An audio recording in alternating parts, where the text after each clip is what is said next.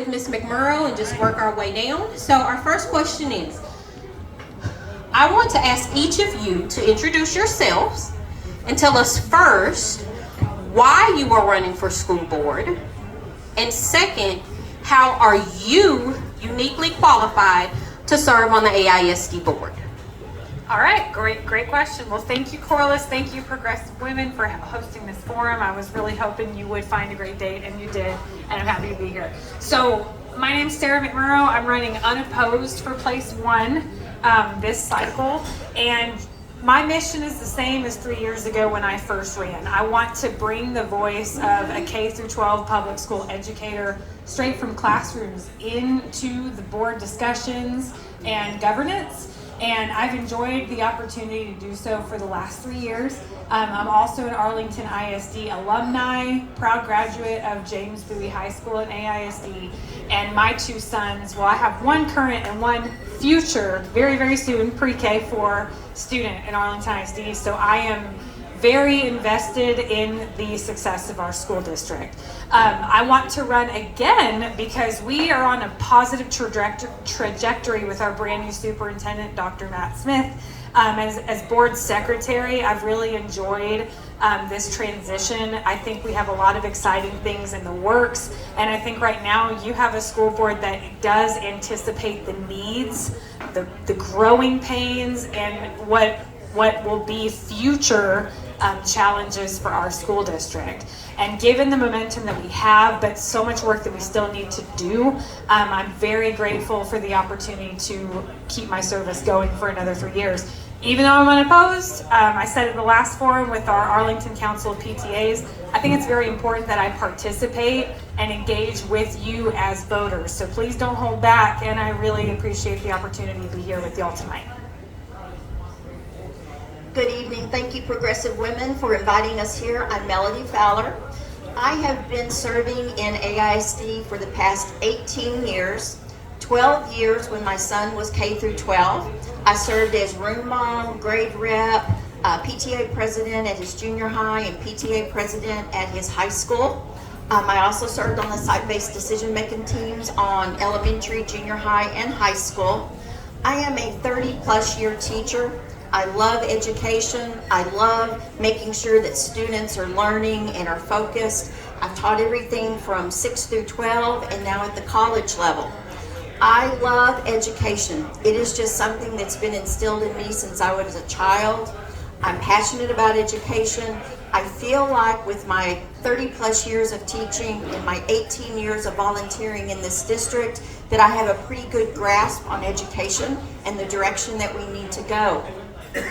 Of my 6 years that I've been serving on the board, 2 of those years I served as secretary, and the past 2 years I've been serving as the president, and I thank my colleagues for allowing me to serve these 2 years as their president. I want to keep serving. We've got a new superintendent.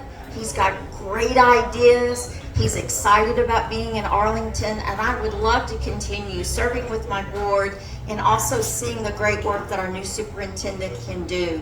So I would greatly appreciate your support.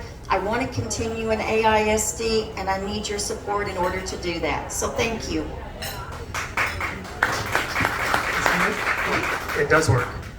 Hey everyone, my name is Larry Mike. I'm running for AISD School Board Place 3. Just a little bit about me. I'm a lawyer, I'm a military veteran, I'm a small business owner, and I sit on the board for Alliance for Children. Most people, when they hear that I'm a lawyer and I'm a business owner, they think I grew up with a silver spoon. I didn't. We lived in a mobile home. I ate the government cheese and the government peanut butter.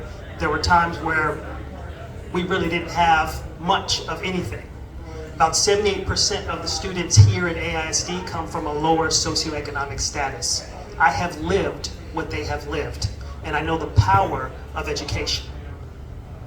Education has the power to transform lives, and it did it for me.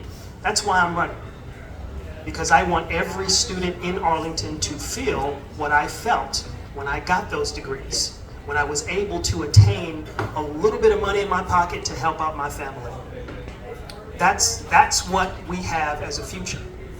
Now, with regards to my time on Alliance for Children, We deal with children who have been physically and sexually abused, and it's one of the greatest pleasures to volunteer for that organization and make decisions that deal with policy, governance, and either hiring or firing the CEO, which we'll never do because her vision is astounding. And if you have an opportunity to research that organization, please do. With regards to my service as a lawyer, I often get appointed to cases where it deals with drugs and kids. And in the military, I've learned leadership and discipline. And those are the skills and assets that I can bring to this board to ensure that we continue to strive for a greater future for the children in Arlington. Thank you. Hi, my name is Kathy Rocha, and I am also running for Place 3. A little bit about myself. This is my second time that I'm running, and my reason for running is that I've had a passion to want to just work with the kids and inspire them and mentor them to be a better version of themselves and find who they are and just to discover their best self. And so what I decided to do a few years back is I decided to go ahead and just to retire. I had an opportunity to retire early from AT&T, and in that, all of my positions that I had there was several leadership positions that I had in compliance as well as contract management, regulatory, etc. And one of the things that I learned from the experiences and disciplines and how to handle issues and how to really hone in on any kind of solutions, any kind of possibilities, how to fix things, etc. I always look at the end-to-end view. The other thing that I am very proud about is the education that I received, because I do come from a socioeconomic background growing up, as well as I am the first of 4 siblings. I am the only of 4 siblings that did achieve a bachelor's degree from DBU. I'm very proud of that.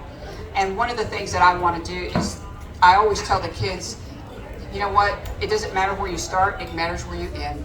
And I really have had that opportunity to do those things and talk to the kids because I currently am an AISD substitute.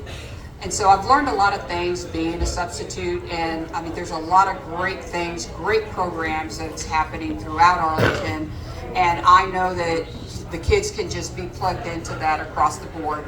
And so, and I've seen some challenges, I've seen some gaps, and I believe that with my experience and also some of the insight that I've gained, that I can bring that to the board so that we can really work on those things and just continue to make AISD it's a great district. I believe that the insight will also bring forth additional insight to kind of help things to move along. But I believe, again, with my background, that I bring those skill sets of the business side, as well as being an AISD substitute. And I hope that you vote for me, and I'm just thankful that you invited me. Thank you.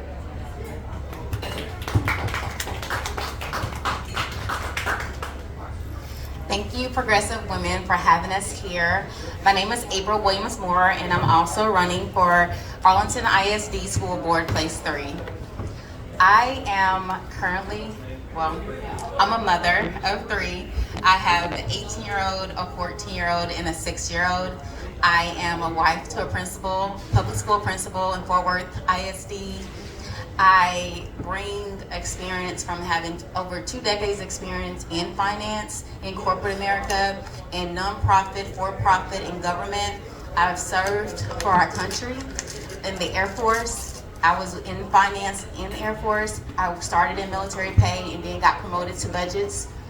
I currently serve on the Family Engagement Council. I also have been in our schools over 350 hours this school year alone. Attending to the needs of the campus that my son is currently at. I believe that I am the best person for the Place 3 position, and the reason why is because there are some opportunities that we have in our district, and I believe that the strengths that I have I'll be able to come in and not only work with the current board members, but also offer all of the experience that I have as far as budgets, making sure that we have a disciplined budgetary process that focuses on the review of programs. I want to make sure that we look at preventative measures when it comes to safety, because that is so important. Being in the Air Force, we always said, hey, we're not firefighters, we're fire prevention. And so I want to make sure that we're looking at some of the preventative measures when it comes to safety for our children. I also want to make sure that we improve the culture for the students and the culture for the educators. I believe it's so important to do so. Having over 350 hours in the school for volunteer, not being paid, that's intentional. And the reason why is I volunteered last year in pre-K, and at the school I was at, that school, we had a number of parents that were involved, that were volunteering. We had a lot of resources at that school. Once I transferred to a different school, which is down the street, I was the lead parent. I've tried to attract and bring in more parents, but I was the one that was doing everything for the school. And so there's a lot of things that we need. There's a lot of ways that we can collaborate more and have employee and parent engagement. But I believe, again, that the strengths that I have in budget and just thinking outside the box is what I would bring, and the reason why I'm running. I've had an impression on the council. I've made an impression in the school, but I decided I wanted to make an impact. Thank you. And we would like to give Ms. Orr a chance. I'm going to repeat the question for you. Thank you for joining us. We know traffic, parking, all the things. Please introduce yourself and tell us why you are running for school board. And second, how are you uniquely qualified to serve on the AISD board? Well, hello, thank you for having us. My name is Kendall Orr, and I'm running for place 2.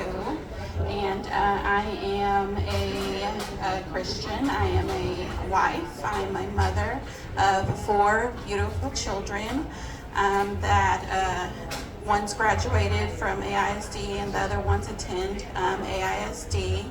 And the main reason that I'm running is because there's a lot of lack of parental involvement and engagement.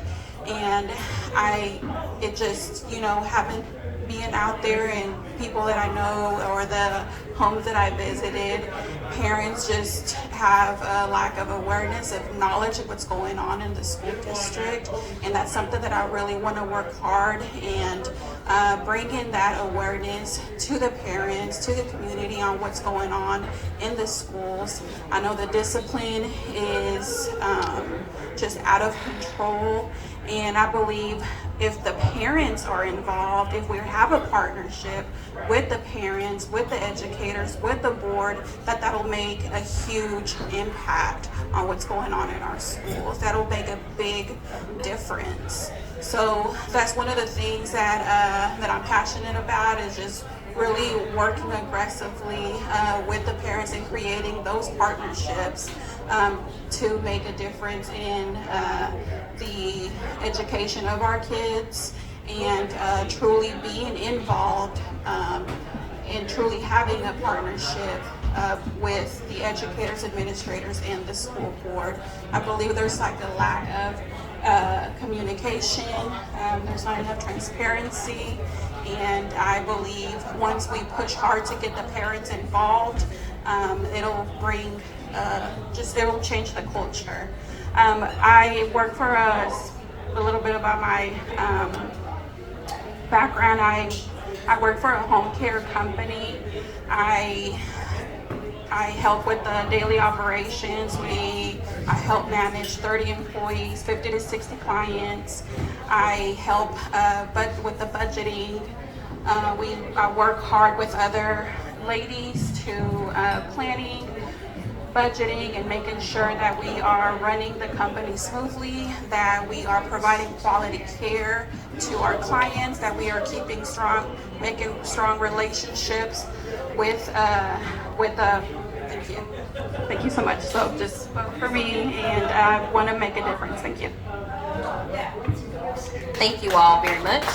As a reminder, Miss Carol is sitting right there. She will give you your 30-second. I didn't tell you that. She'll give you your 30-second reminder. All right. On to the next question, and this is actually a question for Mr. Mike. We are not picking on you, we swear. But do you have a direct connection to Arlington ISD? And if not, we're curious about why you're running for school board. This is two parts. And secondly, without that direct experience or connection, what do you think you bring to the job? Well, I live in Arlington and I'm a taxpayer. I have a direct connection.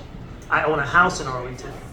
We pay taxes. And you know, your taxes go to fund the schools. Now the downside is Austin takes the money and they redistribute where they want to, but I pay taxes. Now as far as kids, do I have kids? Yes, I've got 2 kids, they've aged out. So they're not in Arlington schools, but my wife and I, you know what we're doing right now? We're working on a kid. We did not need to know that, Mr. Mike. But here's why I say that, right? Her and I both, we have very good jobs and we've done very well for ourselves. But our kids are going to go to public school because public school was very good to me. Public school, there's no issues with public school. Arlington ISD has some of the finest, and I've toured these schools and I've talked to teachers while I've been block walking. We've got some good teachers, we've got some good schools, and we have some good programs that will be just fine for my kids. Now, as far as why I want to, I've already mentioned it. I've lived what several of these kids have lived. I've come from that environment, and I understand the power of education. It's one of the only systems that can take you in one generation from having nothing to having something. That's how powerful education is. And we must do everything in our ability to ensure that these children have the future that they need. Thank you. Thank you. All right, thank you, Mr. Mike. All right, we are going to go on to our next question. We're going to ask Ms. Fowler to go first on this one. And the question is, state officials, led by our governor, are engaged in what some people call culture wars. The state has eliminated diversity, equity, and inclusion programs at colleges and universities. It may be just a matter of time before they go after these programs in public schools. We're curious about your positions on DEI programs for students and for staff. Should they continue, or do they have no place in public education? As far as equity in this district is something that we have worked very hard to establish. One of our goals is 100% of our students will graduate well prepared for college, military, or career. Our teachers work very hard to make sure that everything is equal across the district. As far as different programs, I think our teachers rely on the curriculum that is state mandated, and that's what they go by to teach. I have every bit of trust in our teachers to know how to take that curriculum and to adapt it to their particular group of students. That curriculum comes from the state, and that's what our teachers follow. What I do love about our teachers is they know their students so much better than the state does. They know how to take that curriculum and adapt it to their particular students, and that's what our teachers do. They take that curriculum and they make it work for their students. We do a lot of in-school tutoring. We have programs all across our district to make sure that every student can receive the education that they want. We even go so far as to remove barriers such as transportation. We provide transportation to any program from a student's home school to any program in the district that they want to go to. We have P-TECH programs, we have academies, we have the Dan Dipert Center. We make sure that there is education for every student in this district, and I'm very proud that we have worked hard to do that. And I think equity is very important to this district, and we always strive to make sure there are no barriers for any child. Thank you. And you can pass it down to Mr. Mike. Everyone will have a chance. Do you need, if anybody needs me to repeat it, let me know. Yes, please. Okay. The question is, we're curious about your positions on DEI programs for students and for staff. Should they continue, or do they have no place in public education? I got asked a very similar question with the Dallas Morning News. I think there's a lawsuit or something about the representation and diversity on the school board? And my answer is going to be very similar. You see, I've had an opportunity to talk to the trustees. I've had an opportunity to go out into the neighborhoods and block walk. I've had an opportunity to visit these schools and these campuses. And we understand that Arlington is a very, very diverse city. I think it's one of the most diverse in America, right? I've been to these schools and I've seen teachers and students interact, and I've seen the teachers teach every single student the same. They've treated them the same. The houses that I knock on, they don't look at me as, oh, this is this skin color. They look at me as this guy coming up asking for their vote. Like, that's the type of community we live in. In these schools, when they ask me, oh, well, do you have any issue with the school board being a certain race? No, because I've talked to them, and you know what? Every single one, their main goal is to ensure that every child reaches the student achievement that they need to be successful in this community. So we've got the diversity here. We've got the equity. And all these people that are around, we've got the inclusion that we need. So we continue to strive to push forward with the students and with this city together, and we'll make a brighter future. Thank you. I believe we already have that. You know, being in the school, I see it all the time. I see that, again, even in our programs. I mean, you have like Venture. You know, I've substituted Venture, and they're meeting those needs. I'll go to the east side and I'll substitute there, and they are meeting the needs of the kids. And I believe we're already there. We are a diverse community, and we have equity. We are not holding back on giving the education that the kids need. Everyone is striving to make sure that, hey, do these kids need a little bit more help than the other? Yes, they do. So there's programs to bridge that gap. So I believe that we're already there.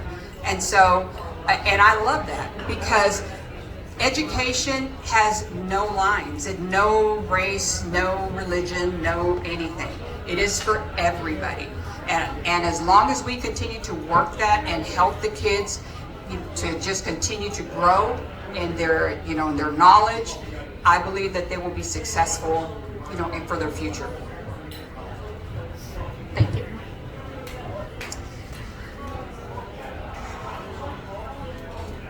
Can you repeat the question? Yes, ma'am. We're curious about your positions on DEI programs for students and for staff. Should they continue, or do they have no place in public education? Okay, I do, having served, again, on the Family Engagement Council and being in our schools over 350 hours this year, I do know that we can do a better job when it does come to equity. Again, I was at one elementary and then I moved to a different elementary. There are resources that were missing, and they are zoned to the same high school. Serving on the Family Engagement Council, they categorize us by high school. So Martin, Lamar, Bowie, different high schools. And each parent, when we're going over different questions and engaging and sharing with the district, I'm hearing, hey, there's certain programs or certain things that Webb may have that Ellis doesn't, or that Peach may have, or that Butler may have. So when I'm looking and I'm asking, because that's what I do. I love to ask because I want to know, hey, why do we not see this here at this school? One of the things that I was told is we need to do a better job communicating to our schools because the resources are there. And I think that's great, because what I do know, having worked in corporate America, is that there's always room for improvement. So do I think Arlington's doing a great job? I think we're doing a great job. However, I do know there's always room for improvement. And so when it comes to equity and it comes to our resources, we may have them. Does it look the same across the board on each campus? No, it doesn't. But again, that goes around with making sure that not only the principal is engaged, but the family liaison, that they understand, making sure the librarian understands for the different events, such as, I know I was helping to host our winter program, and we were doing the Polar Express. And I wanted to make sure that we had something for each kid, and especially since we were going to do the orchestra and the choir. Sometimes when you have the little babies, they're loud, and we really want to respect the students that are performing. So I said, let's have the gym, and let's actually play the Polar Express movie in the gym. And they were like, we've never done that, and I don't think we have the rights and stuff, but I'm serving on the Family Engagement Council, so I just called, I called up Susan, and I'm like, hey, do we have the rights? Can we show this movie? And they're like, yeah, of course we can, and they give me the steps, and then I provide it to the team. So just things like that, just making sure that we're communicating, that every campus knows the resources that we have. I think we can do a better job of communicating those.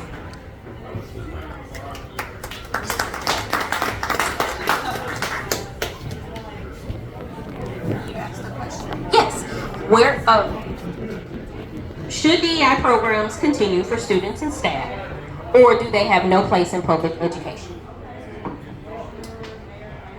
I want to kind of, piggyback a little bit from April. My kids attend Atherton, and a lot of my family members and friends, their children go to the Title I schools. And they're not aware of a lot of the resources that are available to them. And I think that we could do a better job in that. Our lower income residents whose children attend AISD pretty much just trust the administrators, educators, and the board of trustees. We drop off our children, we kind of just go about our business without involving ourselves, and in the lack of communication from the schools, there's some parents, not some parents, but there's some volunteers that I've talked to that, that volunteer around the schools, and they also say, the lack of resources, or just simply things that are, let's say in the gym, the stuff is old, and they just need more help. The finances aren't there. Some of the schools don't have PTA, so they're not really aware how they can make funds so they can help out the school, and just the lack of awareness that the parents have where they can make that difference. And if they're informed, then they're able to know that they have those resources, so they can improve their kids' education and their time at the school, at the gym, music, art, whatever they may have.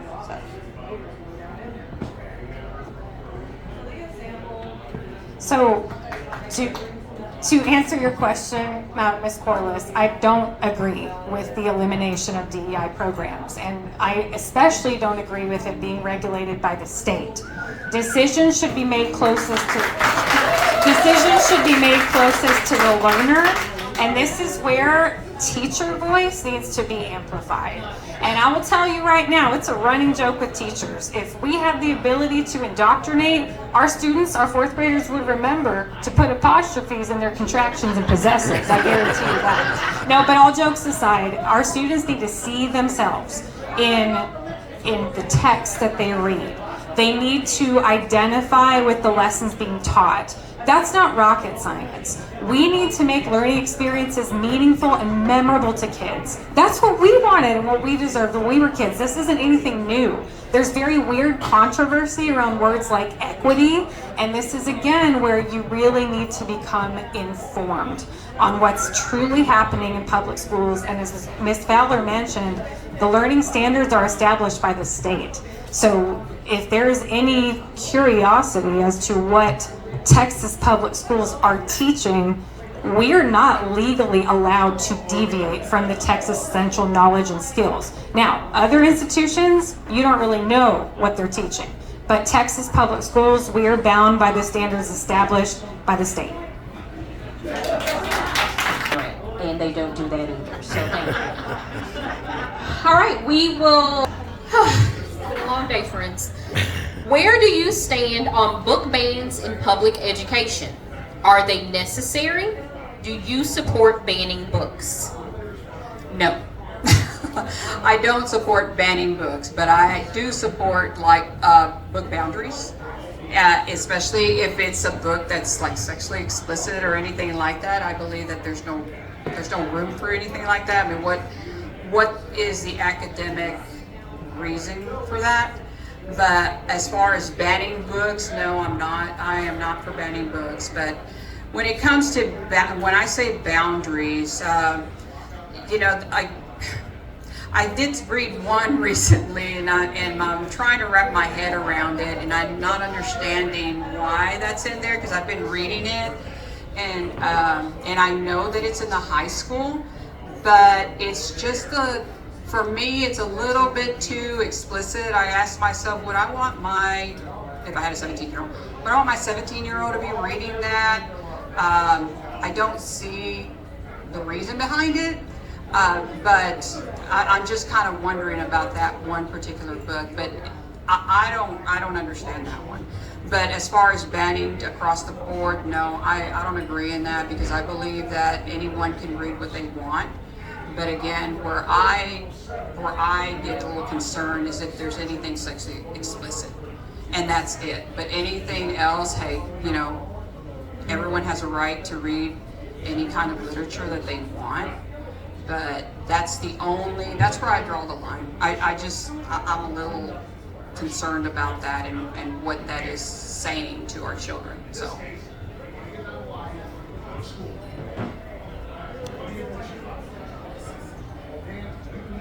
I can repeat. You want me to repeat the question? Yes. Yes, okay. Where do you stand on book bans in public education? Are they necessary? Do you support banning books?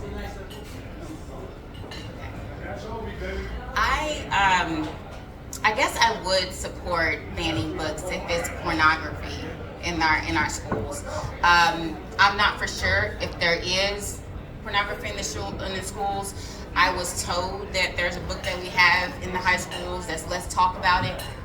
I don't know if it's actually in there, but I did open those pages and it's a lot of pornography. So I'm hoping that it's not, because I know and I'm assuming that each book that we put in, it goes through a review process, and so it should, I don't see how that one would have passed through.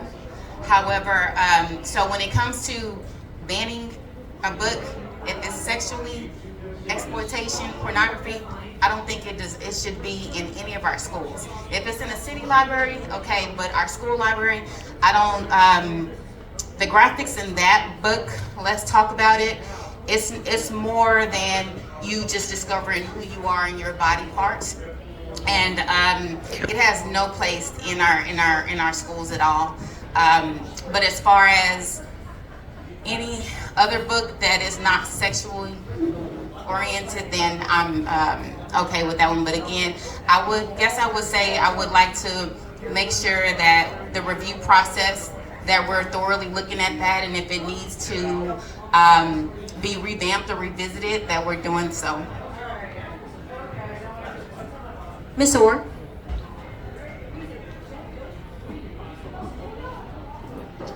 So if it's in our school libraries, and I'm gonna kind of agree with both Kathy and April, if it's sexually explicit, I am for banning those books. As a parent, I would want to know, you know, what type of books we have in the library, and you know, and if how comfortable I feel for my children to have access to those books. So as a parent and protecting other children, yes, I would ban books that are sexually explicit.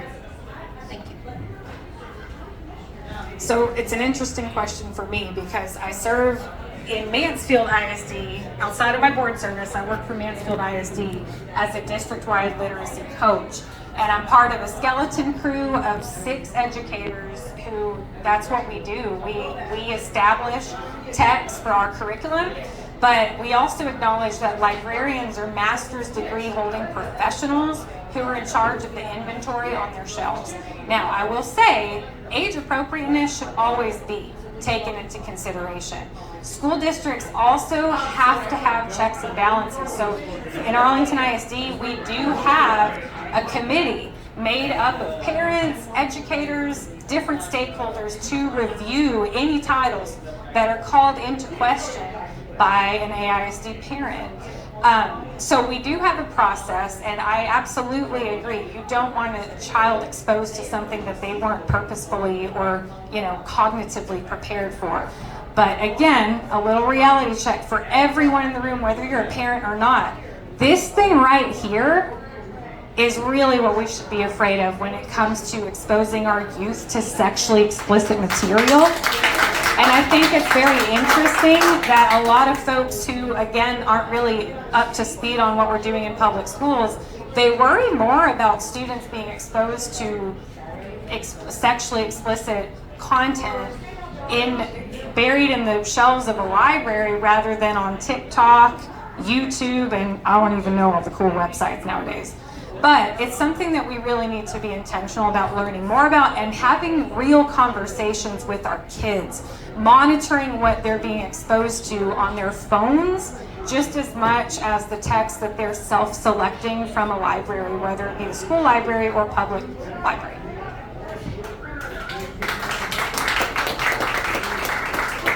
In AISD, we are very fortunate to have top quality librarians. These librarians don't want garbage on their bookshelves.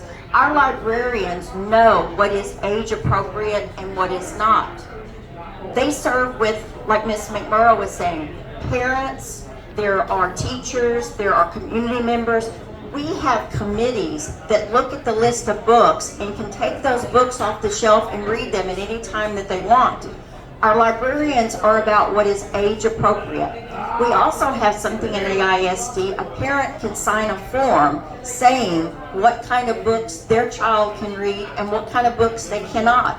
Parents have that right, and a lot of our parents do that. They know exactly what their student can read and what they cannot. But we are very fortunate with our librarians. They want what is best for the children. They don't want them exposed to that kind of stuff. And as Ms. McMurrow said, we should be more scared of what is on the internet than we are on our bookshelves. I'm very proud of our librarians, and I stand beside them in knowing what is right and what is not right for our children to be reading. People have said everything that you wanted to say.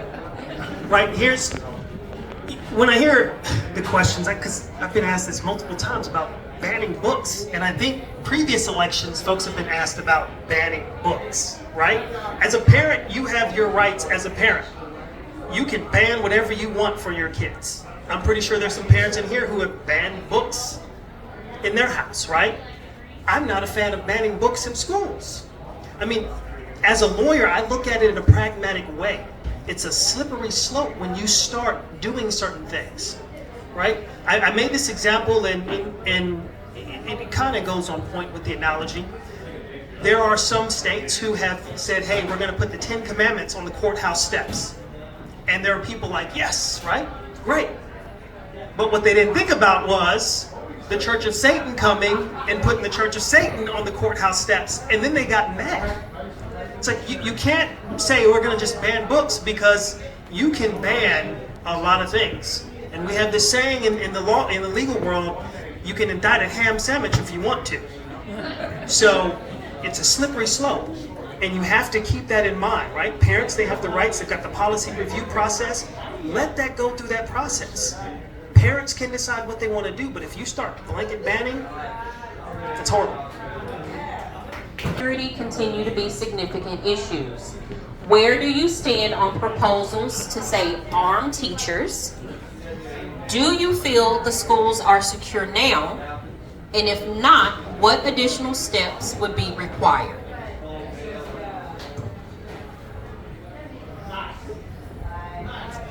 Okay, so I served in the military 7 years in the Air Force.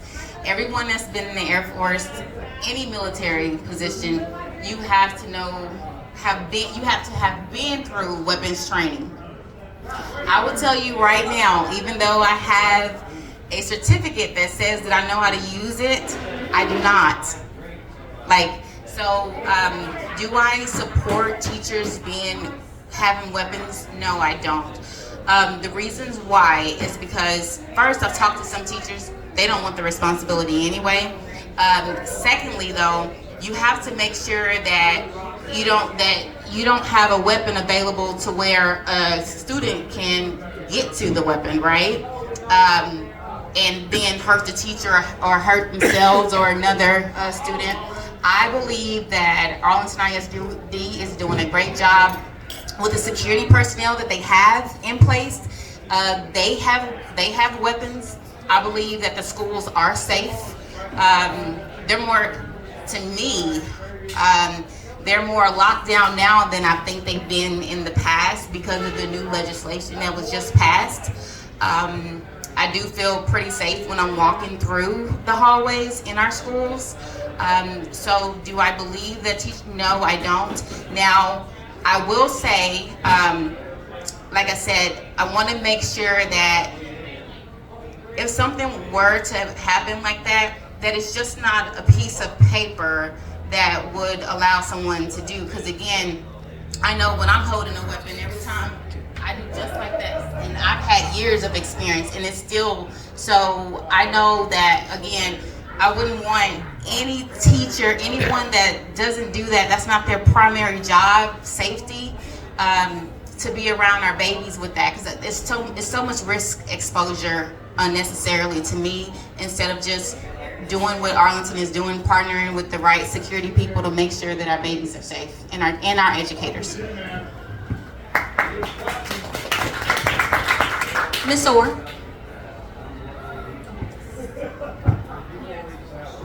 Yes. Where do you stand on proposals to arm teachers?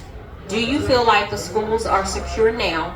And if not, what additional steps would be required? So definitely no on teachers carrying guns. I think that will just too risky. Like April said, you have to be qualified and have a lot of training to do that. And God forbid, you think you're being attacked by somebody and you act from emotion and accidentally, shoot a kid. So definitely not. The teachers that I've spoken to do feel safe, but there is a lot of gang activity going on, and there's a lot of gang fights. There's a lot of rival gangs in these schools that they're happening. Kids are fighting, and there's not enough parental involvement. And if parents are involved and if parents are held accountable for their children and what they're doing, then I think that will make a huge difference in the safety within the schools, not from out in. And the safety issues are happening with these children that are fighting each other and that are gang related. I think that's an issue that we. These are metal detectors that are programmed not to pick up on cell phones or binders or anything like that. It gets down to certain types of metal. So I feel good about that. We also do safety checks every single day on every single campus. There's a committee of teachers and administrators that what their job that day is to go around and check all the doors, the outside doors as well as doors inside the classrooms. We have that going on every single day. As Ms. McMurray said, we have our armed security.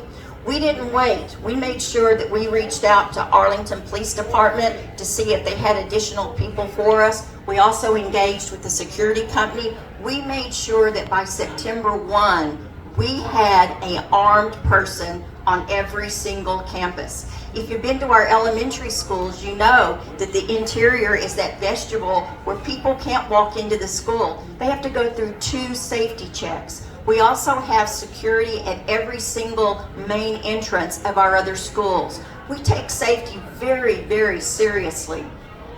And like I said, we've installed all kinds of cameras. Those cameras are also hooked up to the Arlington Police Department, so they know if something's going on. But I honestly, in my heart, I feel that we are safe in our schools. There's always something that could happen, but between the armed guards, the metal detectors, the cameras, people checking the doors all day long, I feel good about our safety measures at AISD. So at one point in my life, I was in the Air Force, 10 years, 4 months, 28 days, I wasn't counting. But throughout my entire time in the Air Force, I carried a weapon. I was what was called security police at the time, then security forces, then I was a weapons instructor, and then I became a special agent for the Air Force Office of Special Investigations and trained down in FLETC, down in Glencoe, Georgia. And I carried on civilian planes, you name it. I would not want people who are not fully qualified to carry weapons, right? I've seen, and I've had, when I was training basic trainees, and they're pointing guns dead at me. And I was lucky because it was on safe, and they couldn't figure out to take it off of safe. So we have to be very mindful of that. Now, I've had the opportunity to tour these schools. I actually went to Lamar High School. The metal detectors, they're not your standard, the frame metal detectors. They're these poles with the green lights. And yes, walked through and I thought the cell phone was gonna go off. Nope. I mean, they have some good security. I had an opportunity to tour and look at the security room. I won't go through all of their features, right? But they got cameras everywhere. Everywhere. There were guards on every door. You have to have these access badges to be able to badge in. I mean, that security is really tight. Even walking around the campus inside, saw SROs, school resource officers, you saw security guards walking. I mean, they have it where it's really good. Now, can we do more? You can always do more. Because even when I served overseas, when I was working for Operation Enduring Freedom, we had people trying to penetrate. We had people trying to come in. I mean, bad people are gonna do what bad people do. And it's amazing how much time and effort they put in trying to do something bad to circumvent a system. So you always have to be a step ahead and always think, what else can we do? What more can we do to protect these kids?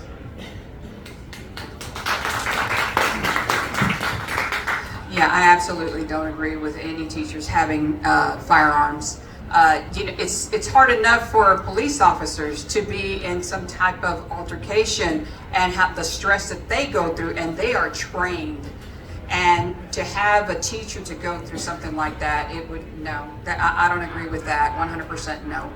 And I have seen the security, like you said, the poles. I was substituted at Martin a couple of days ago, and I saw that.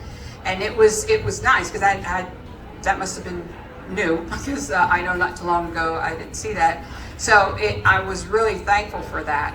But in addition to this firearm thing, the parents who does have firearms need to make sure that their firearms are locked away. Okay, they need to make sure that the kids cannot get to it, so that they can't take them to school or show it off or whatever. Because we have seen, just like that couple in Michigan, and they got in trouble for it. They did not lock up their firearm, and their child used it because they had some issues, and ended up killing some students. So it is imperative that the parents are responsible to make sure they lock it up. We do have great SROs on there. We do have our police officers. I'm really glad to see that. So, but again, yeah, that's a big time no for me for teachers to have any firearms. Thank you, and huzzah, nobody wants to arm our teachers. It's very exciting to hear. All right, Miss Orr, you will get the next question first.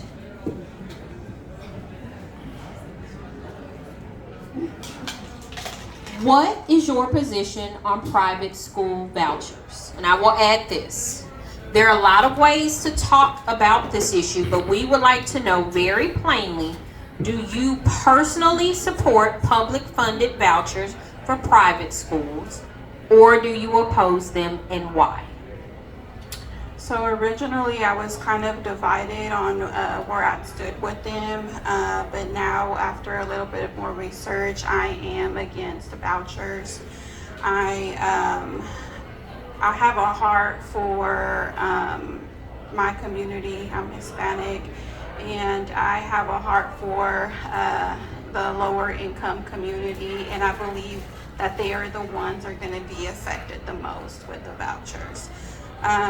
When people were talking about, parents coming to me, hey, you need to get your kid out of public school, this and this and that is happening and whatnot. When we should be getting quality, all families should be getting quality education in the communities that they live in. I'm a believer of that, and we shouldn't have to be moving our kids to finding schools, charter schools, driving here, finding daycare, and I'm against the vouchers. I believe it'll affect the lower income communities, and I'm not for them. So. Thank you for the question about vouchers. I'm against vouchers, and I actually think it's bad for all communities. I can say that as a board, we've actually formally adopted a resolution to speak out against vouchers. It was at the top of our list in the past 88th legislative session as a big message we wanted to send our local delegation, whom we communicate with very frequently. On the surface level, one might buy the idea that, vouchers, it's just giving families an extra bump so that they can afford schools of choice. Well, two things that can kind of pop that balloon. Number one, we offer schools of choice. In Arlington ISD, I truly cannot, and I'm not just saying this because I'm an AISD parent or a board member, I cannot think of a pathway for a child that we don't offer, even down to pre-K being free for all 4-year-olds in every traditional elementary school. Pre-K is the new kindergarten, essentially. But there is an assumption by a lot of folks in Texas that you need a private school or a charter school to meet some need, and I still can't get anyone to give me a clear-cut answer on what that need is that we can't offer and they can. I will also say that if you work in a public school district in Texas, you have to be a highly qualified teacher, certified by the state. Other private institutions, they can regulate their own tuition. If families get a $7,000 voucher per child, what's stopping them from hiking up their tuition? And then what is that going to do as far as sustainability for the second largest state in the nation? That is really going to drive us into a financial nightmare, and I'm not interested in doing that either as a fiscal conservative. And finally, I'm passionate about this issue because as school board trustees, we are the last stop, truly. We are the last stop from getting this force-fed onto school districts. So if trustees don't get loud about this particular issue and truly partner and get candid with our state reps and senators, then it will pass. We've seen how forceful the governor is about it, but as elected officials at the local level, we are elected by you to advocate for our kids and do what's best on behalf of children. So school board trustees are the last stop before vouchers get implemented at the statewide level, and I really want to do everything during my tenure to make sure we stop it.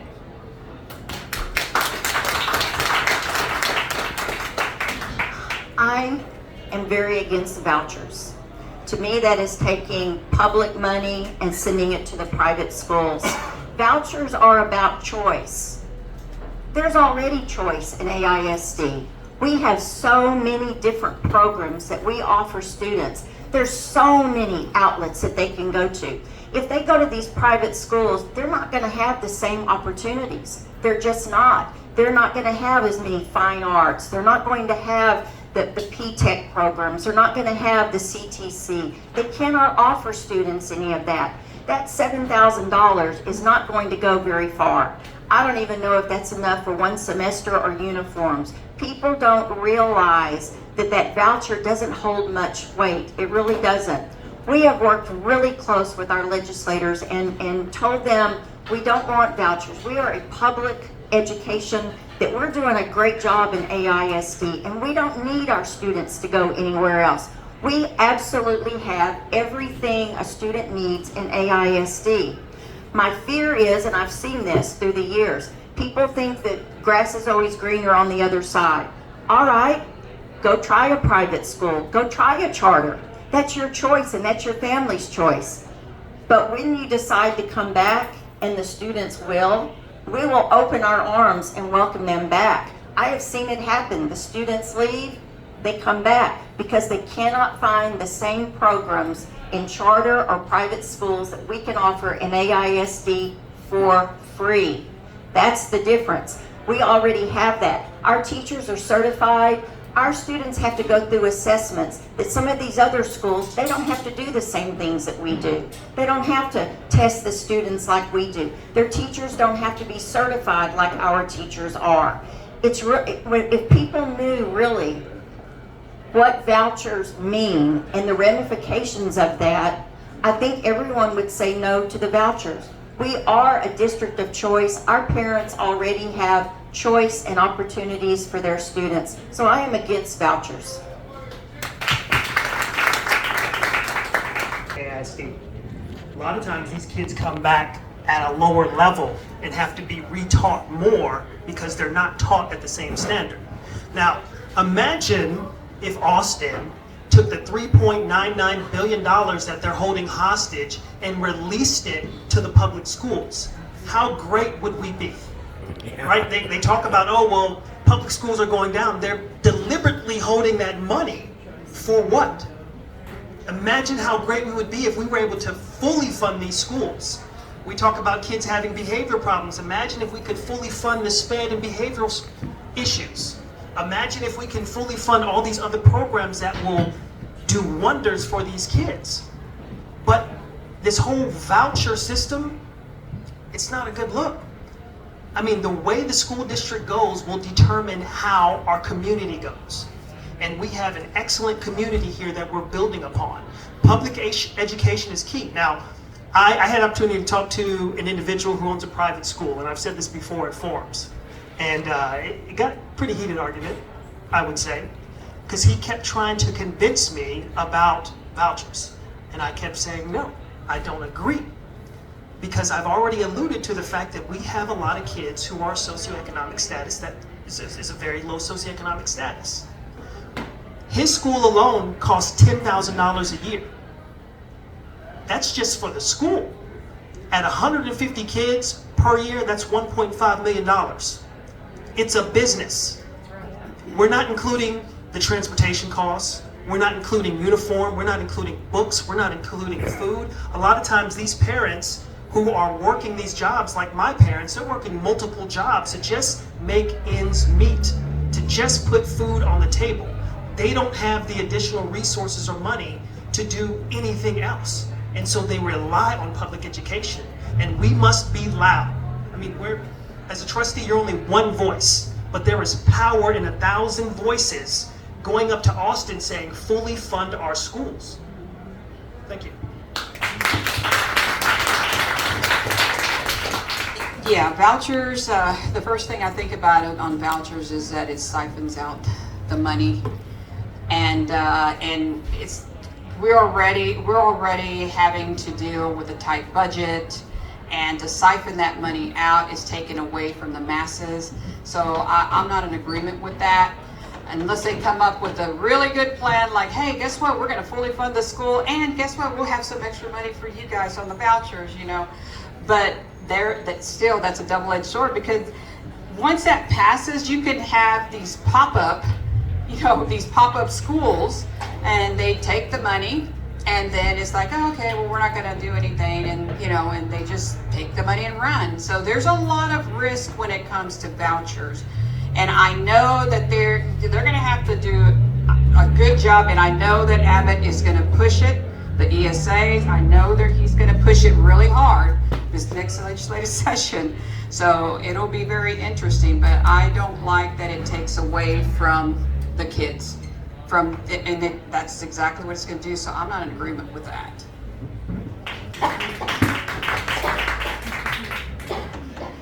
So So, as I've said time and time before, I believe that we should fully fund our public schools.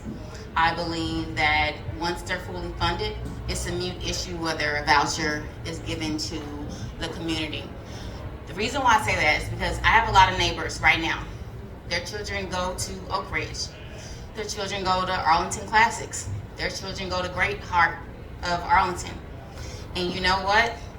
They can still vote for the Arlington School Board. There's not a policy out there that says, hey, if you don't utilize public school, you can't vote for the school board. There's not one out there. So I do not believe in disenfranchising any voter. And I'm just gonna be honest, because it's integrity. And like I told them, I said, my first thing, especially if I were to be granted to the honor of serving on our board, is to fully fund our public schools, because I've had the same conversations. They're like, why should my tax dollars not follow me, April? You give, and I'm having discussion. I'm like, hey, I'm a realtor. And like I've told you before, our communities, our home values follow public school. That's what they follow, the zones, the zip codes, the schools you're zoned into. And so no, we need to fully fund those. But again, I don't think it needs to be mutually exclusive. You, state of Texas, you can fund our public schools, and if you so choose to offer a voucher, do it. But it doesn't need to be at the expense of our public schools. I also know that Arlington, while we do offer school of choice, it's not just always available. School of choice, when you do apply, it's either it's during a time. You have to do it either in October or you do it in July. It has to be the open period in order for you to apply for school of choice. It's not always available. So if you move to Arlington during the school year, you have to go to the school that you're zoned to until that open period comes. So it's not just fully school of choice, and that's some of the things that our neighbors say as well. But again, I support fully funding our public schools. I do not think it needs to be mutually exclusive with vouchers. I don't think, and I had the opportunity to hear our Lieutenant Governor speak, and one of the reasons why he is pushing it has nothing to do with the education piece of it. The reason why he's pushing it is because he feels, and the governor feels, and that's why I was listening to him, is that there's some type of way that the quality of education is going down, but it's not because we're not meeting the standard. What they're saying is that, hey, there's some type of party that has infiltrated the school, and they're indoctrinating our kids, and they're doing this, and so they're not doing what we want them to do. And so that's why they're pushing the vouchers. It doesn't make it true, but that's one of the reasons why they're pushing it. Thank you all. I do have a follow-up question. Do you personally support vouchers if schools are fully funded? How will that view affect your actions as a trustee for Arlington Public Schools? It's not going to affect anything. I fully want to do everything in my power for public schools. My husband and I, we make enough money to put all three of our kids in private school if we wanted to. However, he's a public servant, and I believe in public school. I came from public school. One of the things, like I said, that I want to do, because I was top 10%, I was National Honor Society. When I graduated, I still had to take a remedial course in math because I didn't score high enough for the college state. I love what Fort Worth is doing by their at-risk schools, partnering with Texas Wesleyan. And so his boss is not even a Fort Worth ISD employee. His boss is a Texas Wesleyan. That's how they collaborate. And so their students are going to be prepared and making sure that they can pass these tests when they go and take the test for math placement or writing placement. That's what I think we need to do across the board, and not just for at-risk schools, but for everybody. Because again, we want to make sure that our kids are prepared, and we want to make sure if the governor is not doing what they should do in releasing money and making sure our public schools are funded, it doesn't need to be solely on the taxpayers. So let's partner with these universities that do have the necessary resources and the money so that our kids don't have to suffer. Thank you all. All right, this is question number 8, and Ms. McMurrow will get the first pass. Our students are still dealing with the lingering impacts of COVID. Teachers tell us that many of their students are still far behind, and reading and math scores tend to bear that out. How would you fix this? So I wish there was one simple answer, and I think if any one person or even one school district knew it, we wouldn't have the performance outcomes that we're currently reporting. I do ask anyone in this room who really wants to know what the measuring stick is to go home tonight and do a Google search for me. Released STAR test. Please view that test. I want you to start with 3rd grade. Our students start taking this state assessment at the ages of 8 or 9. The complexity of these questions, and I can say this because 3rd and 4th grade, that's my specialty as a literacy coach. The complexity of these questions, I would wager to say most adults cannot successfully answer. Now, once you've reviewed the STAR test in its entirety, I really want you to then come back to me and tell me whether or not you feel COVID is the reason why our students are not excelling and acing this 60 question STAR exam that includes an essay and is taken on the computer. 8 and 9 years old. So although we are grappling with the effects of COVID, I will tell you right now, our teachers are busting their tails to differentiate, close gaps, capitalize on professional learning. They love kids and they grow in their pedagogy, and let me tell you, we hire the best and brightest. And I can say that because Arlington ISD is where I choose to send my sons, one of them on the autism spectrum, to public schools. I think STAR, again, which is regulated by the state, and we're bound to take that state required assessment starting in 3rd grade all the way up to high school, end of course exams. We really have to look at the measuring stick before we can make judgments on how well our students are performing. I really think that this is timely because there's even articles out there, locally published articles, slamming how our students and teachers are doing. I really challenge anyone to look at the released assessment because it's publicly available, and I think you will have a whole new understanding and even an empathy in what our students are having to do when they take an assessment.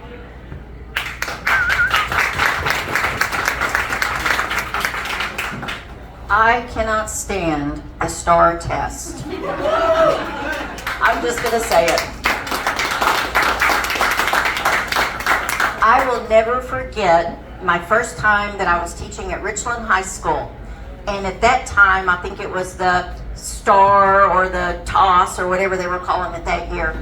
And then it was the 10th grade was the exit level. And I was teaching 10th grade English.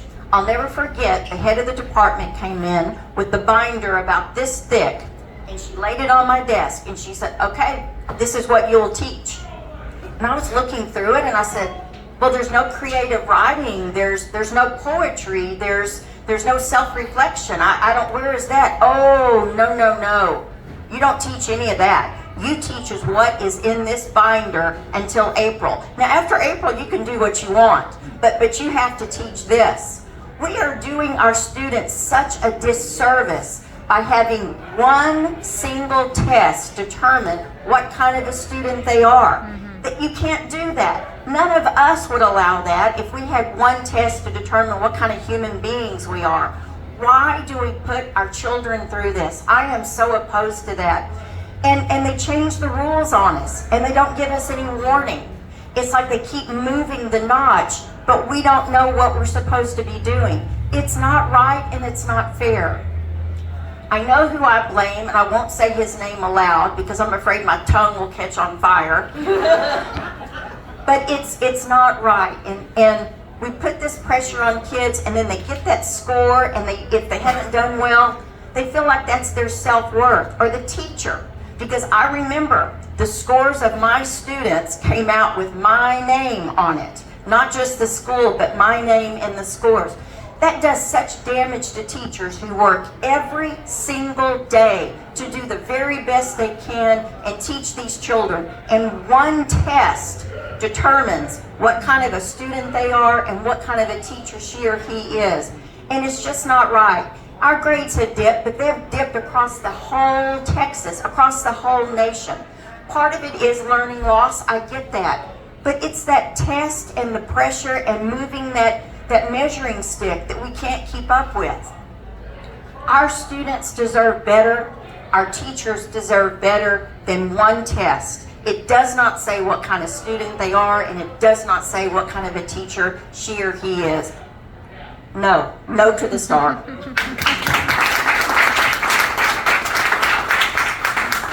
You know, if I have the pleasure of making it onto the board, I would be an advocate against the STAR test.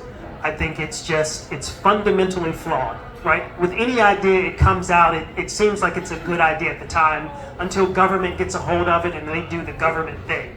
And then now it's just this horrible monster that we can't get rid of. Like, teachers themselves are overworked. They've got a lot of things they have to do, but they came into the job not to get rich. If we have teachers in here, I can guarantee none of you will raise your hand and say, I thought I was going to be a millionaire.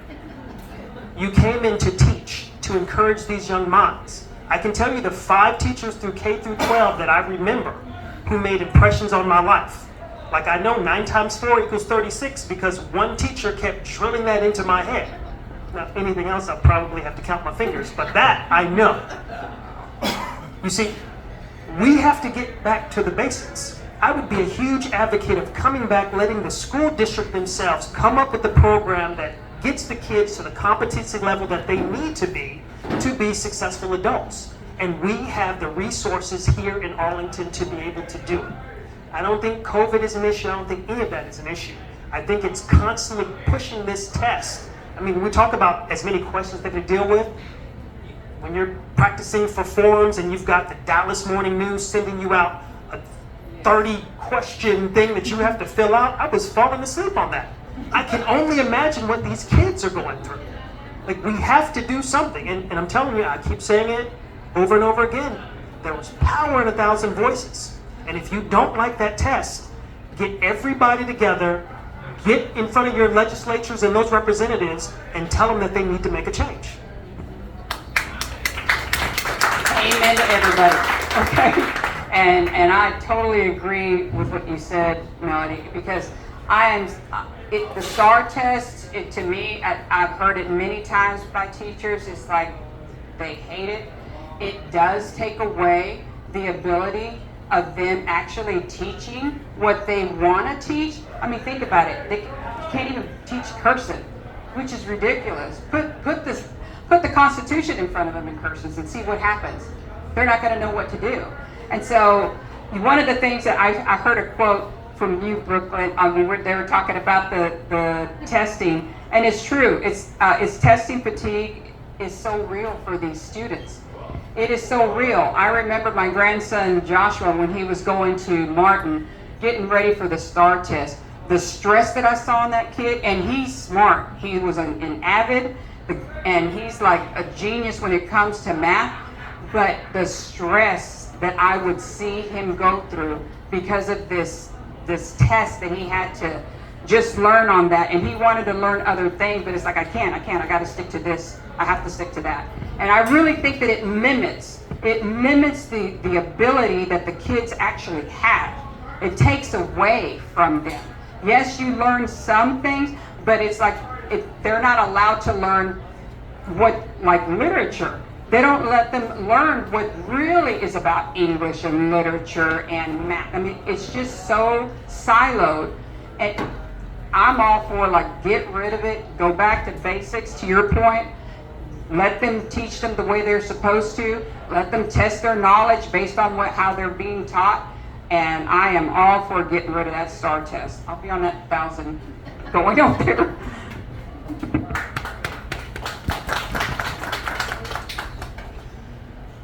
So I had the pleasure of being in my son's classroom. Kinder doesn't do STAR tests.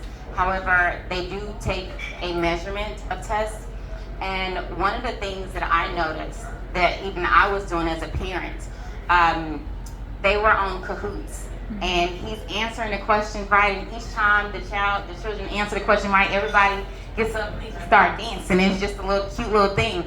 But then I didn't even realize I was putting so much stress on my son, because I was like, Ian, you didn't answer it fast enough. You got to answer it faster so your name can get on the board. And then the next thing I see with Ian, he just felt defeated. He felt defeated. I thought I was doing a good thing, because I'm like, hey, you got the answer right, but you got to go faster, you know? And he had it defeated, and then he didn't even try anymore. He just started answering, but he didn't try anymore. And I was like, wow. And so I can only imagine how children feel. And even when we do get assessments and things like that for Ian, Stephen and I, when we go over it, we only go over, hey, son, this is what you did well. And we take in what we still need to work on him with. But we don't let the child know. We don't try to reinforce or, hey teacher, you're not doing this right or doing that.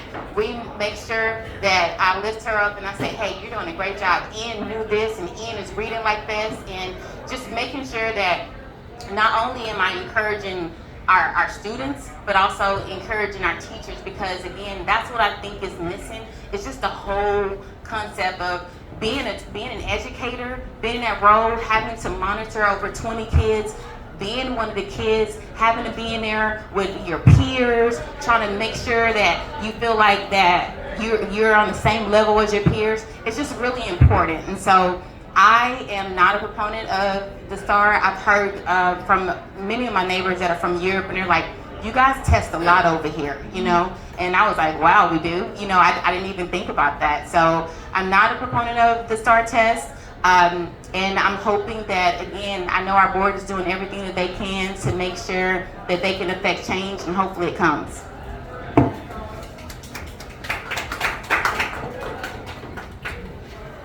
So for me, I believe that we need to have these informational meetings at the schools so parents can know the frustrations, the pressures that are being put on the children, on the teachers, and I believe that they can be that loud noise, and they can, once we teach parents how to navigate through the school and what's going on, going online, or helping them know where to go to look for the STAR test, you know, so they can be aware of what's happening, and they're able to, in these informational meetings, they're able to hear the teachers' frustrations, and the teachers are able to listen to the parents' frustrations.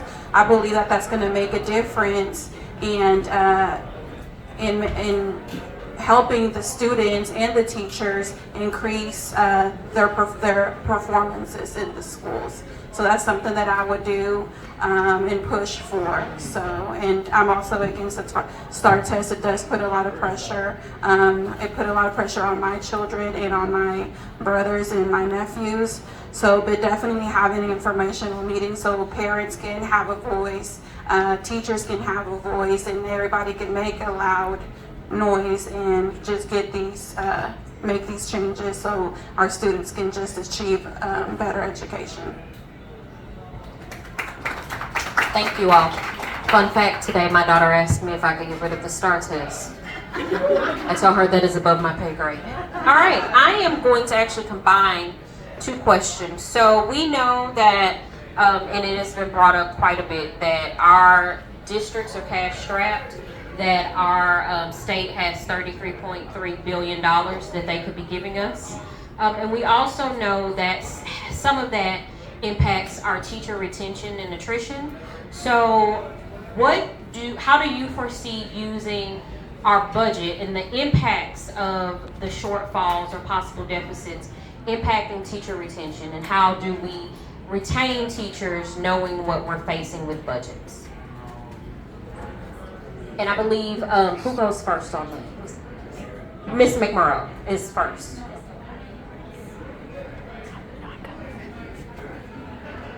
Okay, so for the past 4 years, we have offered 4% raises for all faculty and staff, and that's 4 consecutive years.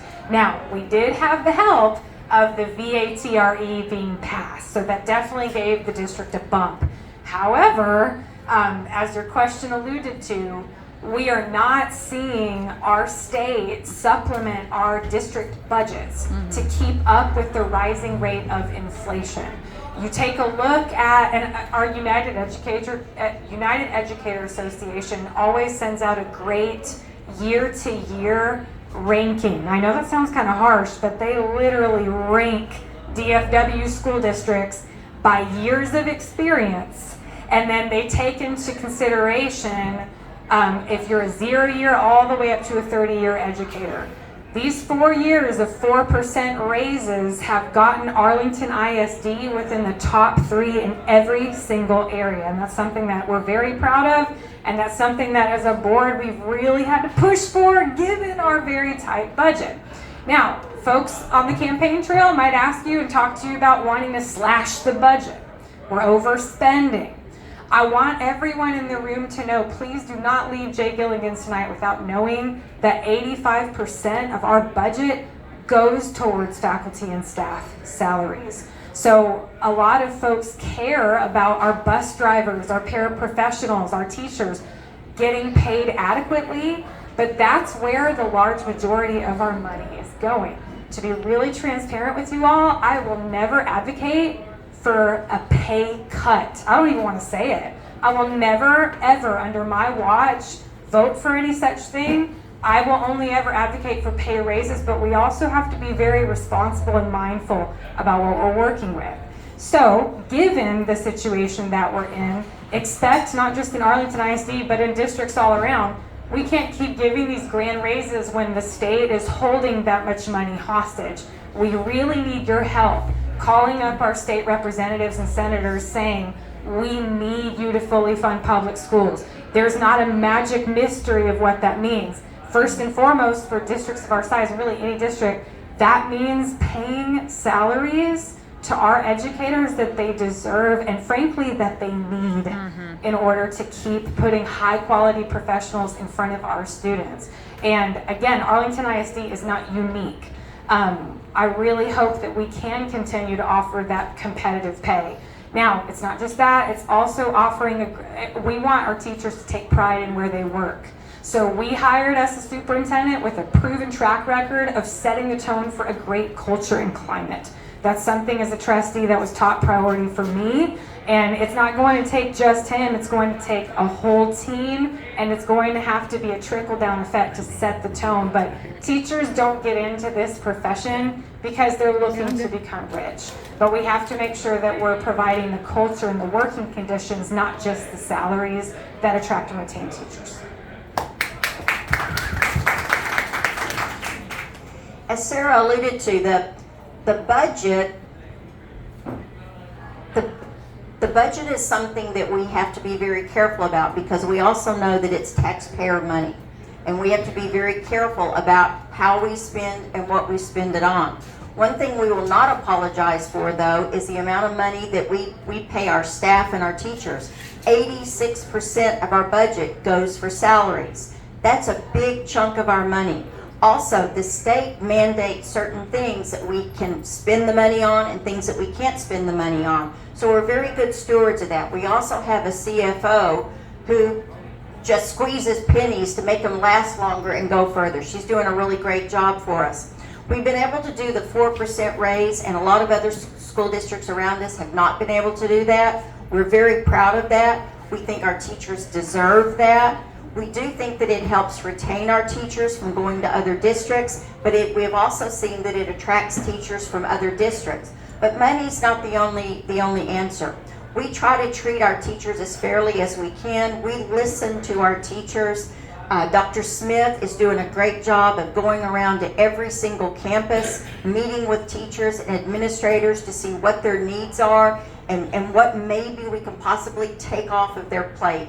We've been talking about that. There are certain things that the state mandates that teachers have to do as far as training and things like that. Some of the things is at the district level, and we're looking to see maybe there's too much at the district level that we can control, that maybe we can take off the teachers' plates. We've tried to give them extra time to do their planning, extra time to meet with parents. We're really cognizant of the amount of time that teachers have to put in every single day.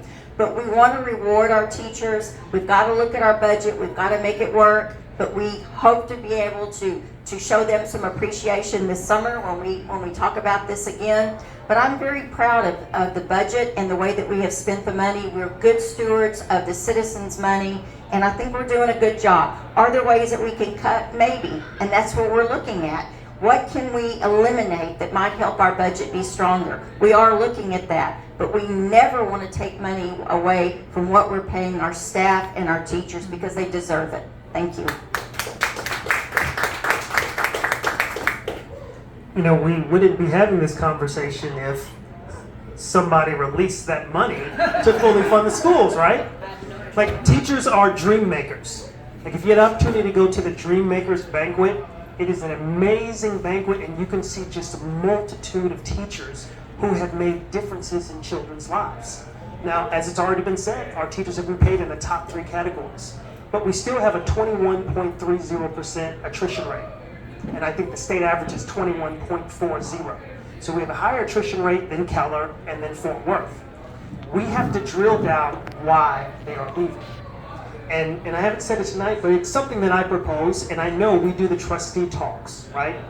But I've been block walking Lord knows how many days. And I tell you, hey dudes, they're wonderful shoes, but not good for block walking. Not at all. But I've spoken to teachers, parents, assistant principals, and they all have different variations on the needs that they need. Now, Arlington is a very diverse community and very large. We've got east, west, north, and south sides. In my proposition, at least what I would like to do, is to engage the community. Go out to their area, where they're at. Host these community listening sessions every 90 days where we're there. And we provide the things that they need, but we listen to the issues and their ideas. And we bring them back to the board and the superintendent. Because, you know, as a trustee, you're dealing with policy, governance, and you hire or fire that superintendent. That's your one employee. But how amazing is it to give that one employee the roadmap to success for every area of Arlington? It's essentially the same thing that I did when I purchased my business. I told the employees, don't tell me the good, tell me everything bad and your thoughts on how to fix it. They gave me 3 pages and we worked on it and fixed it. And of course they asked for raises and gave raises. But we ensured that we took care of them, because as with anything, when you're dealing with people, you can get paid the greatest amount of money. But if you're not liking the environment, you're gonna go take a job somewhere else. I've been in that position before, and I've been offered double the money to stay, but some of those clients were just a little too much for me. So we need to make sure that we drill down deep to see exactly what is impacting these teachers so that we can ensure that we do what's best for them.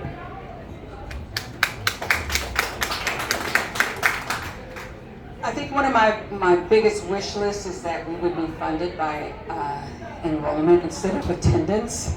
You know, I think that's a big issue, and I know that's at the legislative side, but that really needs to change. As far as, you know, I believe our teachers work very hard. I've spoken with many of them, and they work hard. I see how much they care for the kids, how much they pour out, just everything that they have.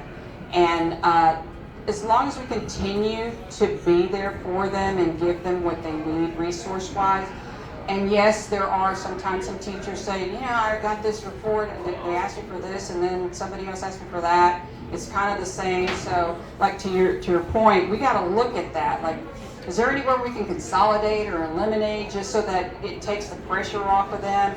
Is there anything that we can do, you know, instead of outsourcing, can we insource? So there's a lot of different things that we can look into where we can save money, where we can become more efficient. And so you know, and I know it's a tight budget, and I know the board has worked very hard and have done a good, you know, really, really great job.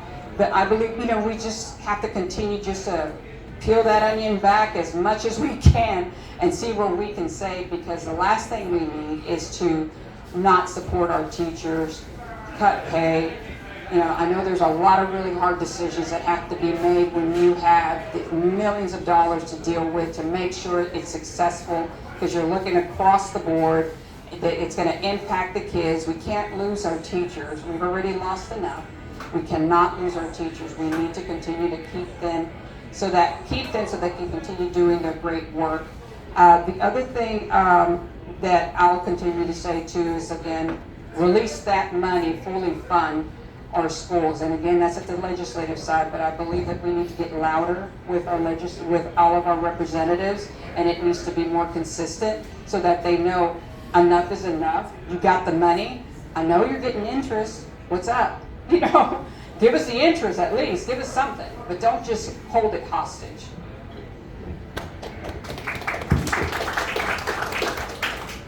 So teacher retention is multifaceted, and one of the things that I want to work on is the culture. Culture is so important.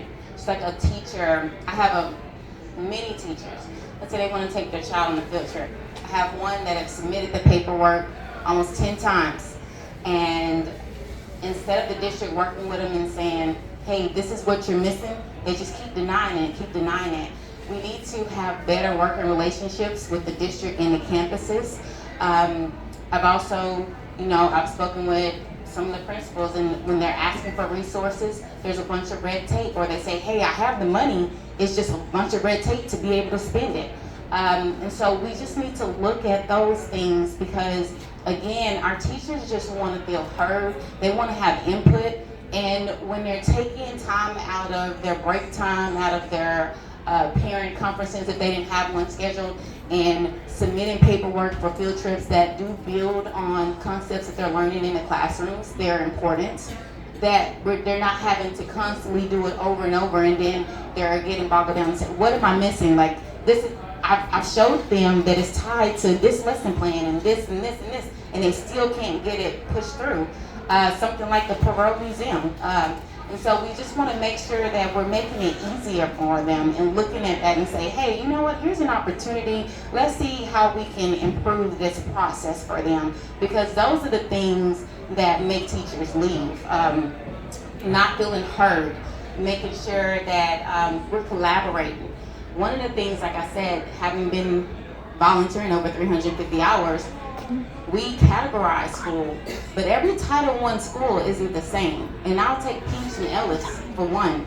Peach has a lot of resources, and they're Title I just because of the number of the free lunch, but they're not Title I when it comes to the resources. Like, they have a lot of resources. And so when we're looking at the schools that we call SSN, Strategic Support Network, we need to look at, hey, if they fall in this category, it shouldn't just be because they're categorized as Title I, for one, because all Title I's aren't the same. But for two, it also should be, hey, if they do fall as an SSN school, these are the resources that they get as a standard.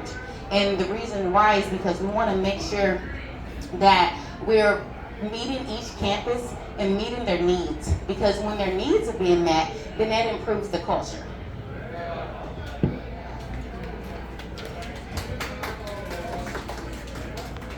So some of the things that have been brought up to me as far as like budget-wise, I know, and teacher retention, some ideas that were thrown out there is maybe strengthening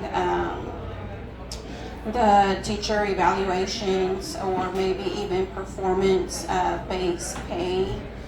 I know a lot of vendors that we can use, reevaluate competitive bidding, and really looking at just making sure that the amount of the public school funds that we're spending are spent on classroom instruction and instead of non-instructional overhead. So that's something that I would really focus on.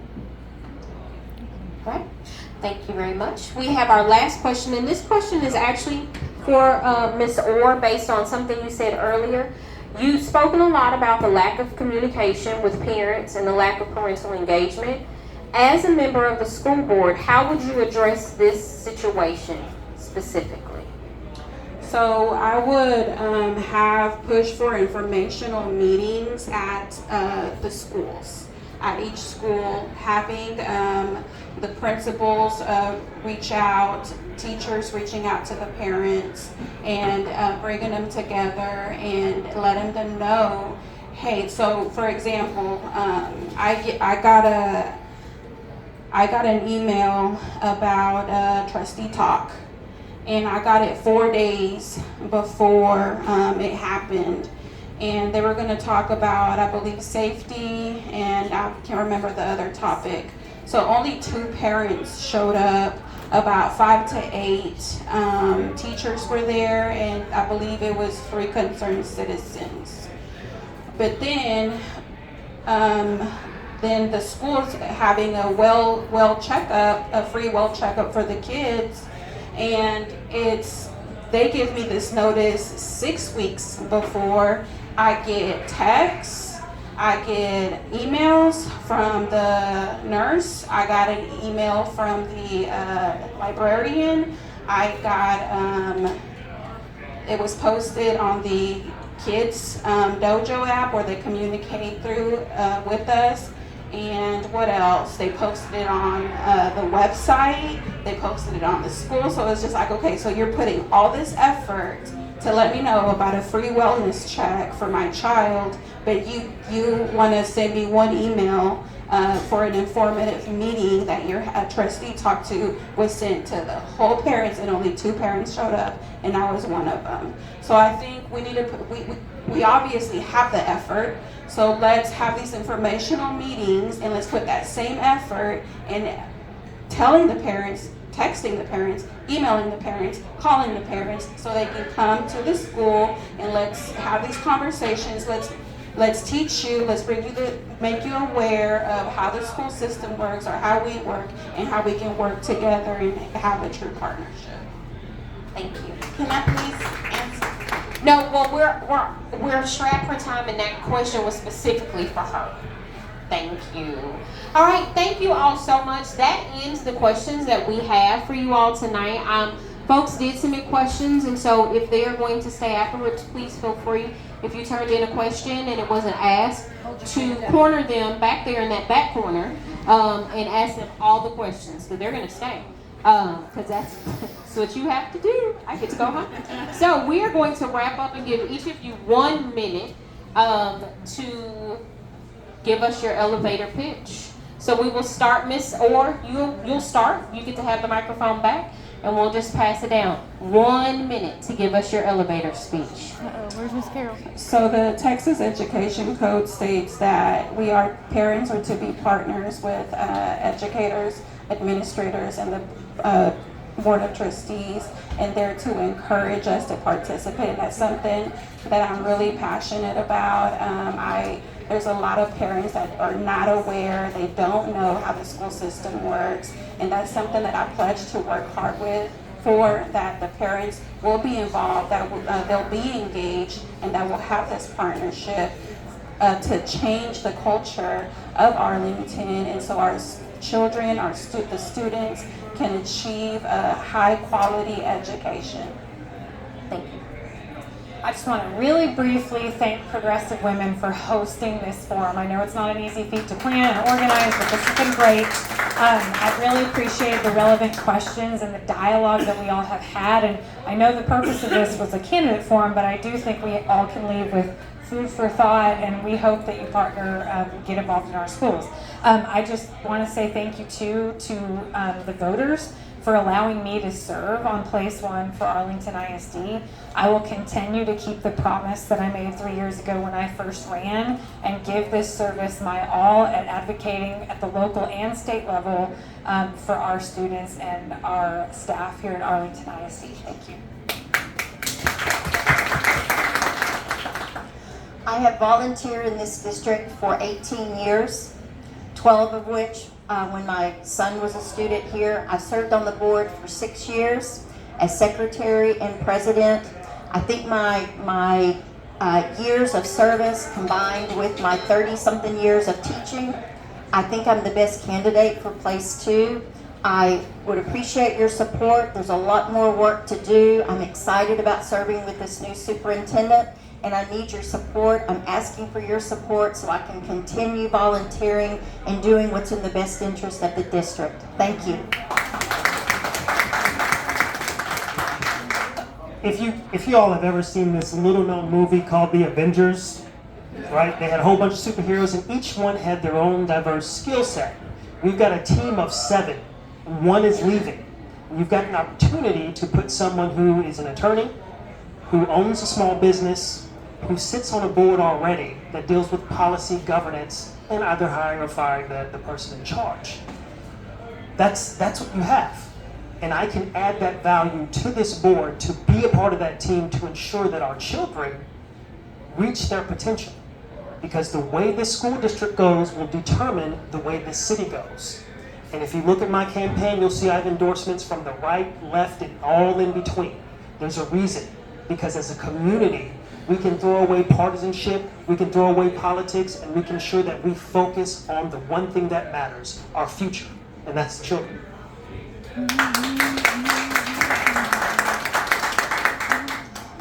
I've had the opportunity to really meet a lot of people inside of the schools themselves, and it has just been, it's been great. I've made some friends, and I love talking to the kids, and I believe that what I would bring, especially with my corporate background, and I am a business owner as well, and many kids that I have met have socioeconomic issues or not issues, but backgrounds, and that's something that I'm very, very, I understand that. I understand the things that they go through and the challenges, and being a single mother, for 13 years. I understand the challenges that they've gone through as well. So I believe that I have that, the difference between my opponents is that I have walked into the schools, and I do go through different schools, so it's high school, middle school, and elementary, and also with my background. I just have to say before I give you my closing, the district does a good job of communicating to parents. When it comes to parent involvement, we have family engagement. We have workshops that they do monthly with the family liaison. There's emails. They communicate through all kind of apps. And so as a parent, if you want to be involved in Arlington ISD, you have to make a conscious decision not to be involved because they have so many different avenues. Now, I will tell you that I thank you guys for inviting us out here. I know that there's some strengths that the board, there's some opportunities that the board has. I do know I have strengths in those areas.